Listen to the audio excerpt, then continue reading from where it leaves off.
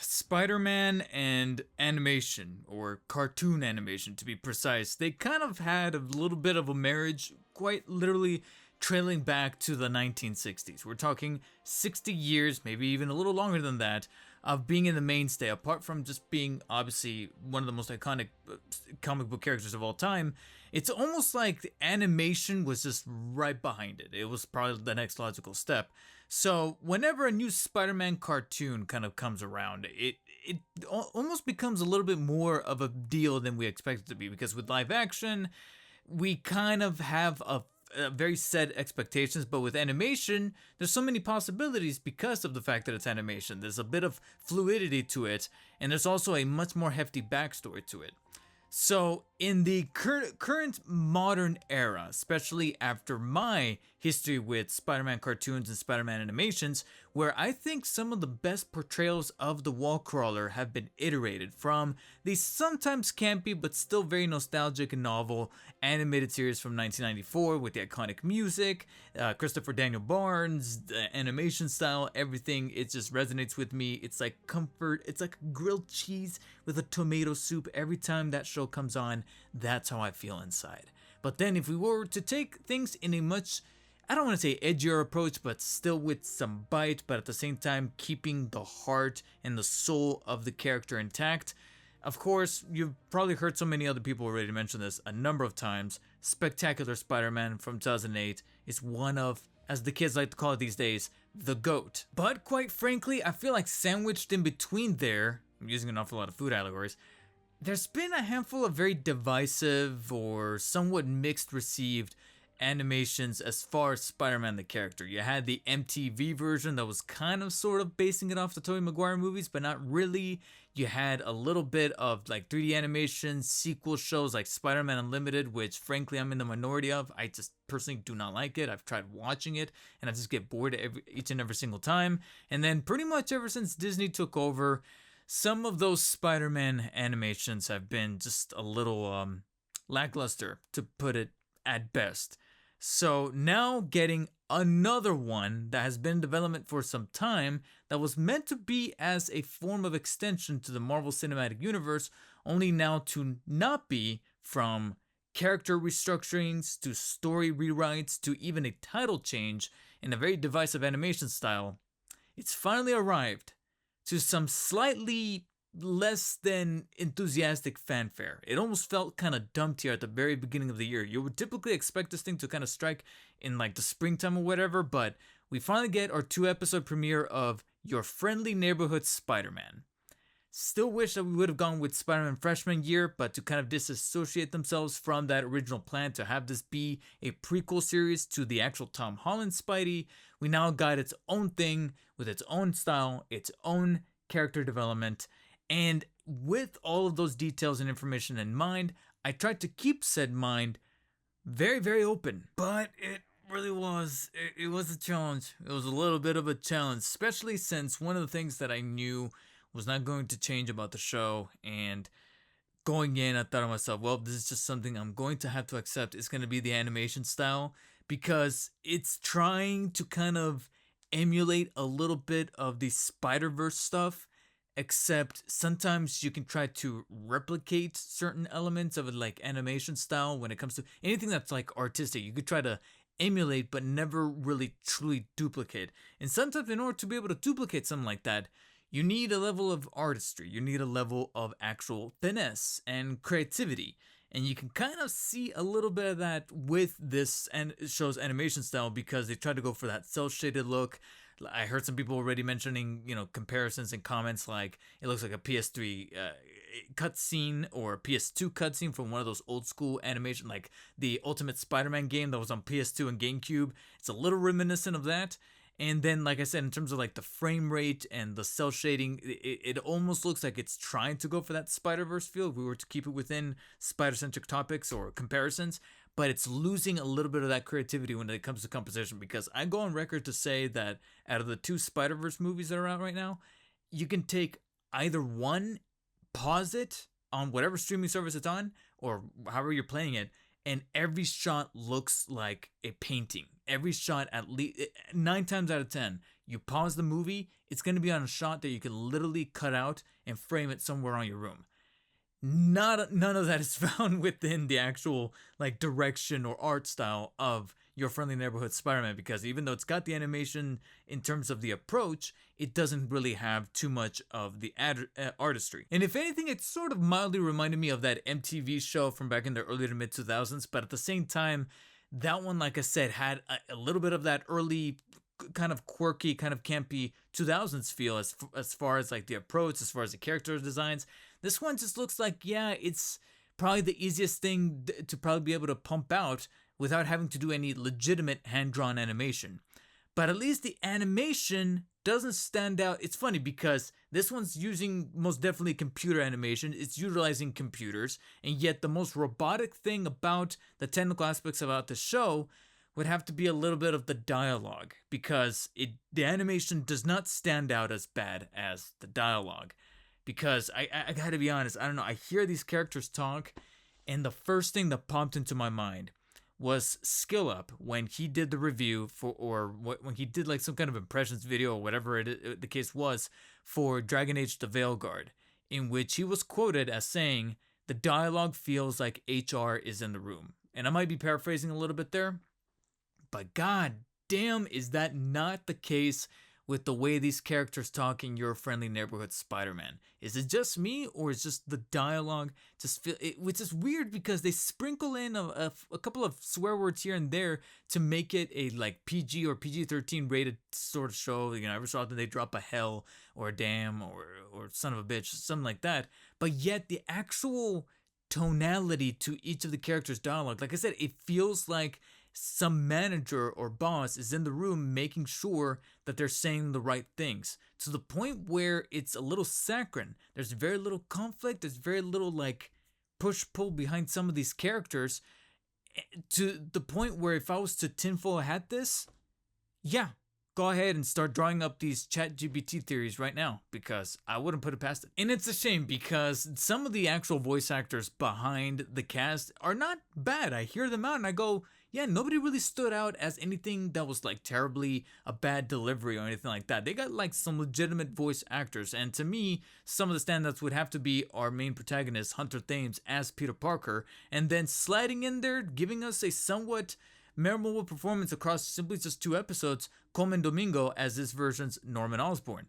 He actually sounded like the character. It's actually one of the things that when I read up on, beyond the very obvious controversy surrounding Norman Osborn, I saw that Coleman Domingo was playing him, and I'm like, all right, well, at least they got a legitimately really good actor that I like to play him. And you know what? Since we're on the subject, let's tackle that elephant in the room as far as having a modern Spider-Man show, whether it's live action or animated, in a modern audience sort of time. And the funny thing is that Norman Osborn, we saw it from the trailers, and going with the character design that they did, frankly, doesn't really affect too much of the overall grand scheme of things. I bought him as Norman Osborn. He looks more or less lifted from the comics outside of the obvious, but apart from that, didn't really impact the story at all. However, keeping things a little bit on the vague side, because it's, unless we're a fly on the wall within the meetings of these writers, we're never going to be able to truly really tell what the incentive was to do certain things, what the motivation was to do certain things. We will never truly know, and therefore I feel it'll be a little unfair to try to cast judgment or automatically say that's why they did that, that's why they did that.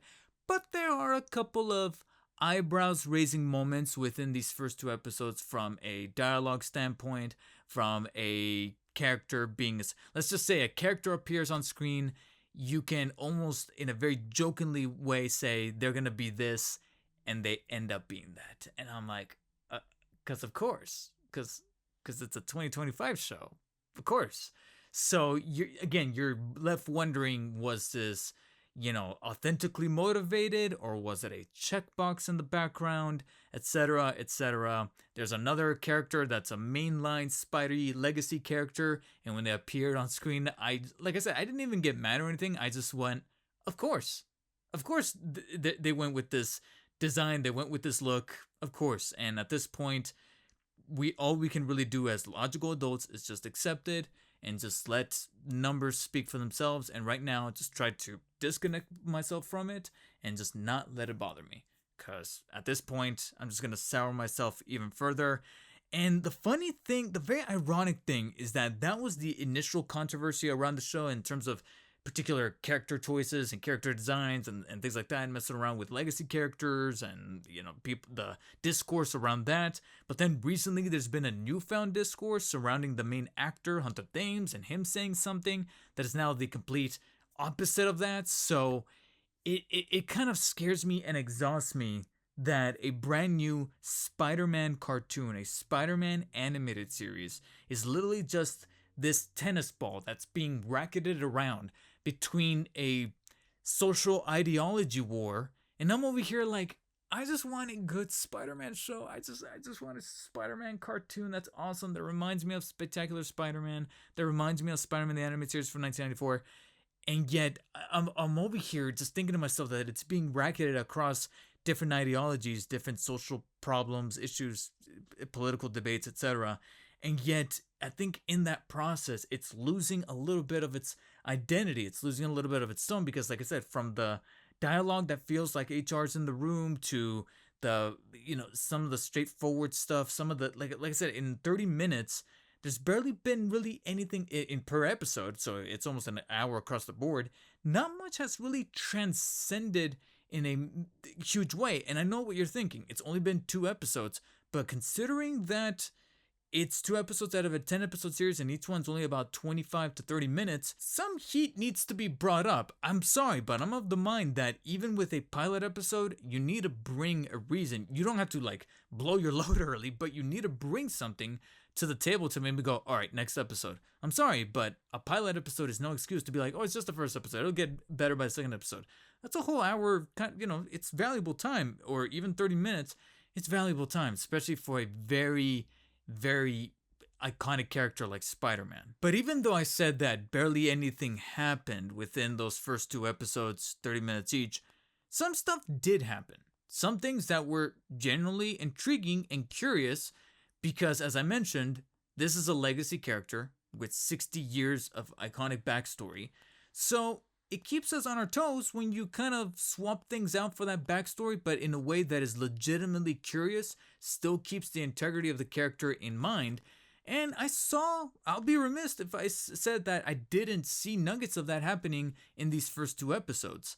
Now, I am going to touch on some mild spoilers here, so you've been warned if you haven't seen the first 2 episodes of Your Friendly Neighborhood Spider-Man, even though Disney's already kind of doing that for you, because literally by the time you see this video, they've already posted like the first 8 minutes of the show, which actually embodies one of the very first things that I thought to myself, okay, this is curious, which is practically the first 10 minutes of the whole pilot episode that has not only Peter not have his powers, arriving already with his canon event occurring with Uncle Ben dying, but Doctor Strange lands in Midtown with what appears to be Venom. We're only going to call him a symbiote right now, but is resembling either Venom or maybe Riot, except I just don't know what exactly was the purpose behind his Met Gala influence design with his puffy mane that's going on here in the background. But the sheer fact that not only this led to a multidimensional battle between the two of them, but this also brought in the spider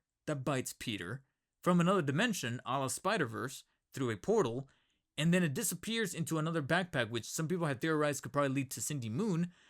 It's like, okay, this is intriguing. What is that going to lead, though? Even though it did pose a little bit of a question, because when Doctor Strange arrives, this also led to probably my only other very obvious gripe, which is that it's very clear cut that this was meant to be an MCU-tied Spider-Man show before they just retconned it and said it's going to be its own thing. But you can kind of see a little bit of that happening because when Doctor Strange arrives, he's got some very classic architecture as far as his design with the robe, with gloves, you know, very 1970s with the little black dots on it, the very twirly mustache, very, you know, Errol Flynn style.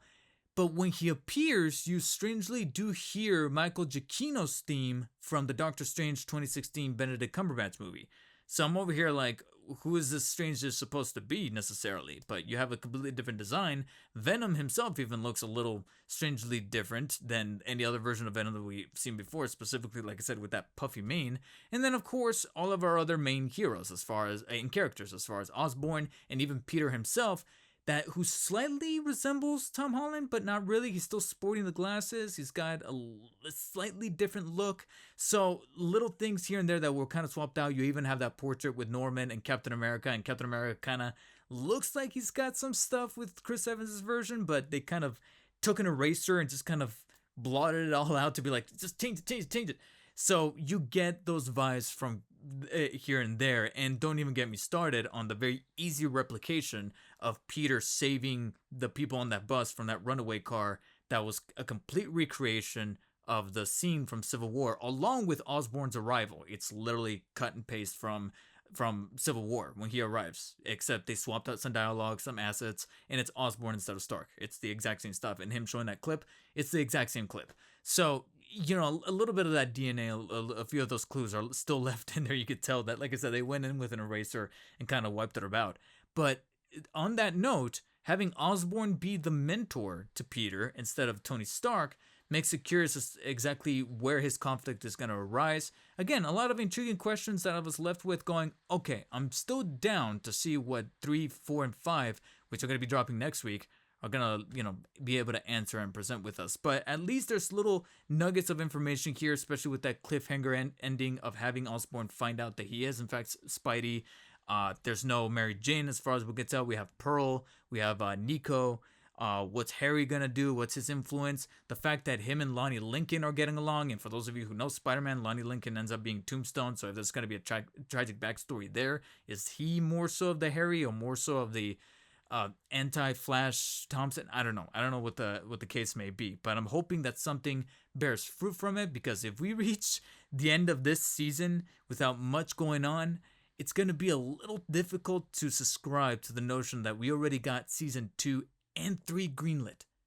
And yet I'm over here thinking like, yeah, but there's got to be a hook. There's got to be that carrying notion, especially with a character like Spidey. But at least it's good to see that they're playing around with a little bit of the mythology. It's one of the reasons for a while I was very intrigued with what they were doing with the Insomniac game, when they were playing around who was playing Venom this time around, what Craven influence was, how he was going to factor in, how they were going to factor in the symbiote, and how they kind of toy around a little bit with that legacy. And, after 60 years, you want to do that while at the same time not betraying the character. So I see pockets of that happening with Your Friendly Neighborhood Spider-Man. I just hope that we can kind of get away from, like I said, this strange, weird ideology bullshit and just focus on what makes the character special. And to see that at least it's coming in batches, I'm hoping that we will figure this out a little sooner rather than later. And that really about does it for these preliminary 2 episodes. And I understand that it's just 2 out of 10. So it's curious to see that at least next week we're already going to be halfway done with the season, and then after a couple of weeks we'll be done completely, and we can give an overall assessment as to where the show will land as far as Spider-Man animations go.